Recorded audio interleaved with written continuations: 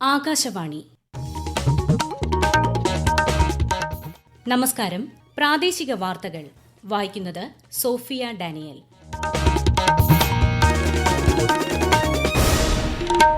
പ്രധാന വാർത്തകൾ.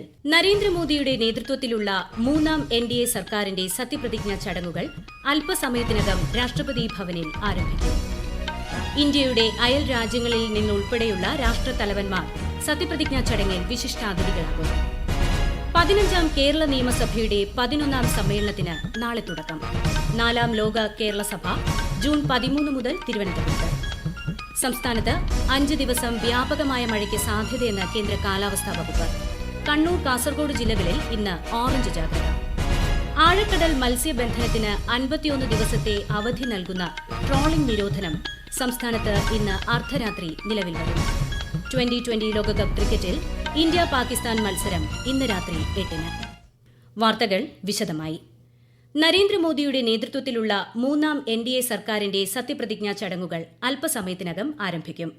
രാഷ്ട്രപതി ഭവനിൽ വൈകിട്ട് 7:15 നടക്കുന്ന ചടങ്ങിൽ രാഷ്ട്രപതി ദ്രൌപദി മുർമു സത്യവാചകം ചൊല്ലിക്കൊടുക്കും. കേന്ദ്രത്തിൽ പുതിയ മന്ത്രിസഭ അധികാരമേൽക്കുന്ന സത്യപ്രതിജ്ഞാ ചടങ്ങുകൾക്ക് രാഷ്ട്രപതി ഭവനിൽ ഒരുക്കങ്ങൾ പൂർത്തിയായി. വിവിധ രാഷ്ട്രത്തലവന്മാർ ഉൾപ്പെടെയുള്ള നേതാക്കൾ ചടങ്ങിൽ വിശിഷ്ടാതിഥികളാകും. ശ്രീലങ്കൻ പ്രസിഡന്റ് റെനിൽ വിക്രമസിംഗെ, മാലിദ്വീപ് president doctor Muhammad Muizzu, Seychelles vice president Ahmed Afif, Bangladesh പ്രധാനമന്ത്രി ഷെയ്ഖ് ഹസീന, മൌറീഷ്യസ് പ്രധാനമന്ത്രി പ്രവിന്ദ് കുമാർ ജുഗ്നാഥ്, നേപ്പാൾ പ്രധാനമന്ത്രി പുഷ്പ കമാൽ ദഹൽ പ്രചണ്ഡ, ഭൂട്ടാൻ പ്രധാനമന്ത്രി ഷെറിംഗ് ടോബ്ഗെ തുടങ്ങിയവരാണ് സത്യപ്രതിജ്ഞാ ചടങ്ങിൽ പങ്കെടുക്കുന്ന പ്രമുഖ വിദേശ നേതാക്കൾ. തുടർന്ന് രാഷ്ട്രപതി ഭവനിൽ രാഷ്ട്രപതി ദ്രൌപദി മുർമു സംഘടിപ്പിക്കുന്ന വിരുന്നിലും നേതാക്കൾ പങ്കെടുക്കും. സത്യപ്രതിജ്ഞാ ചടങ്ങിന്റെ പശ്ചാത്തലത്തിൽ രാജ്യതലസ്ഥാനത്ത് കനത്ത സുരക്ഷ ഏർപ്പെടുത്തി. വിദേശ രാഷ്ട്ര തലവന്മാരും പ്രതിനിധികളും പങ്കെടുക്കുന്നതിനാൽ ത്രിതല സുരക്ഷാ സംവിധാനമാണ് ഒരുക്കിയിട്ടുള്ളത്. നഗരത്തിൽ പാരാഗ്ലൈഡറുകൾ, പാരാമോട്ടറുകൾ, ഹാങ് ഗ്ലൈഡറുകൾ, ഡ്രോണുകൾ, ഹോട്ട് എയർ ബലൂണുകൾ എന്നിവ പറത്തുന്നത് ഡൽഹി പോലീസ് നിരോധിച്ചു. ഇന്നും നാളെയും ഈ നിരോധനം തുടരും.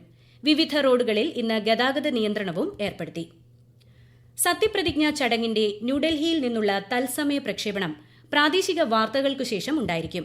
തിരുവനന്തപുരം ഉൾപ്പെടെ വിവിധ ആകാശവാണി സ്റ്റേഷനുകൾ പ്രാദേശിക ഭാഷകളിൽ ചടങ്ങിന്റെ വിവരണം പ്രക്ഷേപണം ചെയ്യും.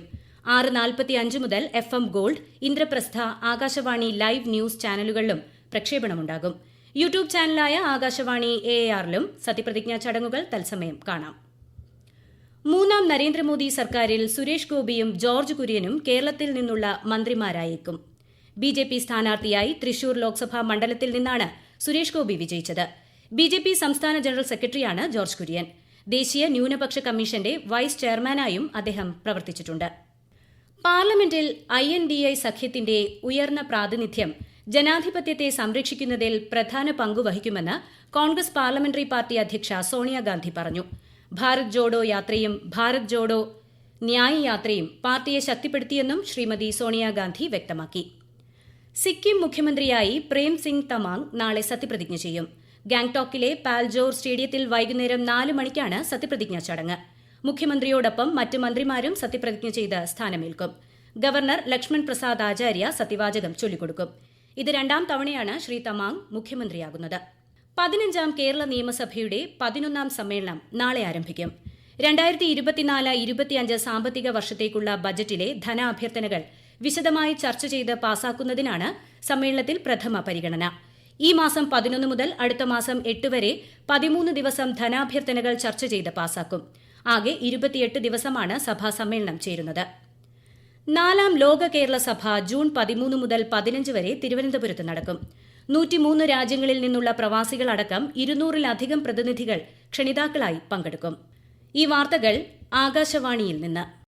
കണ്ണൂർ രാജ്യാന്തര വിമാനത്താവളത്തിൽ നിന്നുള്ള ഈ വർഷത്തെ ഹജ്ജ് തീർത്ഥാടകരുടെ യാത്രയ്ക്ക് നാളെ പരിസമാപ്തിയാവും. യാത്രികരുമായുള്ള അവസാനത്തെ വിമാനം നാളെ പുലർച്ചെ 1:55-ന് കണ്ണൂരിൽ നിന്ന് പുറപ്പെടും. കൂടുതൽ വിവരങ്ങളുമായി ആകാശവാണി കണ്ണൂർ ജില്ലാ പ്രതിനിധി KO ശശിധരൻ. സൗദി അറേബ്യൻ എയർലൈൻസിന്റെ ജംബോ വിമാനമാണ് ഇത്തവണ ഹജ്ജ് യാത്രികർക്കായി കണ്ണൂർ രാജ്യാന്തര വിമാനത്താവളത്തിൽ നിന്ന് സർവീസ് നടത്തിയത്. 361 പേരെ ഉൾക്കൊള്ളാവുന്ന 8 വിമാനങ്ങൾ ഇതുവരെ ജിദ്ദയിലെത്തി. ഇനി 322 പേർ കൂടിയാണ് പുറപ്പെടാനുള്ളത്. ആകെ 3210 ഹാജിമാരാണ് ഇത്തവണ കണ്ണൂരിൽ നിന്ന് യാത്ര ചെയ്യാനുണ്ടായിരുന്നത്. കണ്ണൂർ ജില്ലയ്ക്ക് പുറമെ കാസർഗോഡ്, കോഴിക്കോട്, മലപ്പുറം, മാഹി, കർണാടക, മഹാരാഷ്ട്ര എന്നിവിടങ്ങളിൽ നിന്നും തീർത്ഥാടകർ ഹജ്ജ് യാത്രയ്ക്കുണ്ടായിരുന്നു. ഇത്തവണ സ്ത്രീകൾക്ക് മാത്രമായും സർവീസ് നടത്തി. വിമാനത്താവളത്തിലെ നിർമ്മാണം പുരോഗമിക്കുന്ന കണ്ടെയ്നർ സ്റ്റേഷനാണ് ഹജ്ജ് ക്യാമ്പിനായി ഒരുക്കിയിരുന്നത്. അടുത്ത മാസം 10 തുടങ്ങി 19 വരെ മദീനയിൽ നിന്നാണ് കണ്ണൂരിലേക്കുള്ള തീർത്ഥാടകരുടെ മടക്കയാത്ര ആരംഭിക്കുക. സംസ്ഥാനത്ത് ഇന്ന് അർദ്ധരാത്രി മുതൽ ട്രോളിംഗ് നിരോധനം. ആഴക്കടൽ മത്സ്യബന്ധനത്തിന് 51 ദിവസത്തെ അവധി നൽകുന്ന ട്രോളിംഗ് നിരോധനം അടുത്ത മാസം 31-ന് അവസാനിക്കും. നിരോധനം നടപ്പിലാക്കുന്നതിനുള്ള ക്രമീകരണങ്ങൾ ഫിഷറീസ് വകുപ്പിന്റെ നേതൃത്വത്തിൽ പൂർത്തിയായി. ട്രോളിംഗ് കാലയളവിൽ മത്സ്യമേഖലയിലെ തൊഴിലാളികൾക്ക് സൌജന്യ റേഷൻ നൽകും. തീരദേശം ഉൾപ്പെടുന്ന ജില്ലകളിൽ 24 മണിക്കൂറും ഫിഷറീസ് കൺട്രോൾ റൂമുകൾ പ്രവർത്തിക്കും. 2020 ലോകകപ്പ് ക്രിക്കറ്റിൽ ഇന്ത്യ ഇന്ന് പാകിസ്ഥാനെ നേരിടും. രാത്രി 8 മണിക്ക് ന്യൂയോർക്കിലാണ് മത്സരം. ആദ്യ മത്സരത്തിൽ അമേരിക്കയോട് പരാജയപ്പെട്ട പാകിസ്ഥാന് ഇത് നിർണായക മത്സരമാണ്. രാത്രി 10:30 നടക്കുന്ന ഗ്രൂപ്പ് ബി മത്സരത്തിൽ ഒമാൻ സ്കോട്ട്ലാൻഡിനെ നേരിടും. സംസ്ഥാനത്ത് 5 ദിവസം വ്യാപകമായ കാറ്റോടുകൂടി മഴയ്ക്ക് സാധ്യതയെന്ന് കേന്ദ്ര കാലാവസ്ഥാ വകുപ്പ് അറിയിച്ചു. കണ്ണൂർ, കാസർഗോഡ് ജില്ലകളിൽ ഇന്ന് ഓറഞ്ച് ജാഗ്രത പ്രഖ്യാപിച്ചിട്ടുണ്ട്. ആലപ്പുഴ, കോട്ടയം ഒഴികെയുള്ള 10 ജില്ലകളിൽ മഞ്ഞ ജാഗ്രതയാണ്.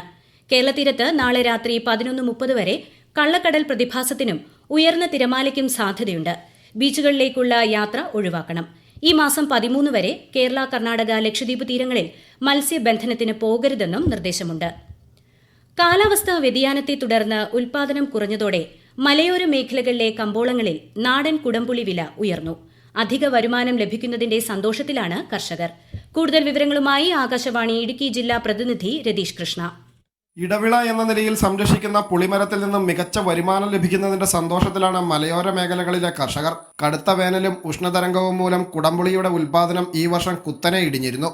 മുൻ വർഷങ്ങളിൽ 100 രൂപ ലഭിച്ചിരുന്ന നാടൻ കുടംപുളി ഇത്തവണ 150 മുതൽ 160 രൂപ വരെയാണ് വ്യാപാരികൾ ശേഖരിക്കുന്നത്. റീറ്റെയിലായി 1 കിലോ കുടംപുളി ലഭിക്കണമെങ്കിൽ ഗുണഭോക്താക്കൾ 300 രൂപ നൽകണം. നാടൻ പുളിക്ക് വില കൂടിയതോടെ കുടകിൽ നിന്നുള്ള വരവ് പുളി വിപണിയിൽ സജീവമാണ്. പുറമേ നിന്ന് കുറഞ്ഞ വിലയ്ക്ക് പുളി എത്തുന്നുണ്ടെങ്കിലും ഹൈറേഞ്ചിൽ ഉൽപ്പാദിപ്പിക്കുന്ന നാടൻ പുളിക്ക് ആവശ്യക്കാർ ഏറെയാണ്. കൊച്ചി കേന്ദ്രീകരിച്ച് പ്രവർത്തിക്കുന്ന വ്യാപാരികളാണ് നാടൻ പുളി ശേഖരിക്കുന്നത്. ഗുണമേന്മയേറിയ നാടൻ പുളിയിൽ നിന്ന് സത്ത് എടുക്കാമെന്നതാണ് ഇതിന്റെ വിപണി മൂല്യം വർദ്ധിപ്പിക്കുന്നതെന്ന് വ്യാപാരികൾ പറയുന്നു. രാഹുൽ ഗാന്ധി ഏത് ലോക്സഭാ മണ്ഡലം നിലനിർത്തണമെന്ന് തീരുമാനിച്ചിട്ടില്ലെന്ന് AICC general secretary KC Venugopal. ഇക്കാര്യത്തിൽ തീരുമാനമെടുക്കേണ്ടത് രാഹുൽ ഗാന്ധിയാണെന്നാണ് പാർട്ടിയുടെ നിലപാട്. ഉടൻ ഇക്കാര്യത്തിൽ തീരുമാനമുണ്ടാകുമെന്നും അദ്ദേഹം മാധ്യമങ്ങളോട് പറഞ്ഞു. KSRTC ബസ്സിടിച്ച് തകർന്ന തൃശൂരിലെ ശക്തൻ തമ്പുരാന്റെ പ്രതിമ KSRTCയുടെ ചെലവിൽ പുനഃസ്ഥാപിക്കുമെന്ന് ഗതാഗത മന്ത്രി KB ഗണേഷ് കുമാർ ഉറപ്പു നൽകിയതായി റവന്യൂ മന്ത്രി K രാജൻ അറിയിച്ചു. അപകടം നടന്ന സ്ഥലം സന്ദർശിച്ച ശേഷം പ്രതികരിക്കുകയായിരുന്നു മന്ത്രി. പ്രതിമയുടെ ശില്പി ഉൾപ്പെടെയുള്ളവരുമായി ചർച്ച ചെയ്ത ശേഷം ഉടൻ പുനഃസ്ഥാപിക്കാനുള്ള നടപടികളിലേക്ക് കടക്കുമെന്നും മന്ത്രി പറഞ്ഞു. പ്രധാന വാർത്തകൾ വീണ്ടും. നരേന്ദ്രമോദിയുടെ നേതൃത്വത്തിലുള്ള 3ാം NDA സർക്കാരിന്റെ സത്യപ്രതിജ്ഞാ ചടങ്ങുകൾ അല്പസമയത്തിനകം രാഷ്ട്രപതി ഭവനിൽ ആരംഭിക്കും. ഇന്ത്യയുടെ അയൽ രാജ്യങ്ങളിൽ നിന്നുൾപ്പെടെയുള്ള രാഷ്ട്രതലവന്മാർ സത്യപ്രതിജ്ഞാ ചടങ്ങിൽ വിശിഷ്ടാതിഥികളാകും. 15ാം കേരള നിയമസഭയുടെ 11ാം സമ്മേളനത്തിന് നാളെ തുടക്കം. 4ാം ലോക കേരള സഭ ജൂൺ 13 മുതൽ തിരുവനന്തപുരത്ത്. സംസ്ഥാനത്ത് 5 ദിവസം വ്യാപകമായ മഴയ്ക്ക് സാധ്യതയെന്ന് കേന്ദ്ര കാലാവസ്ഥാ വകുപ്പ്. കണ്ണൂർ, കാസർഗോഡ് ജില്ലകളിൽ ഇന്ന് ഓറഞ്ച് ജാഗ്രത.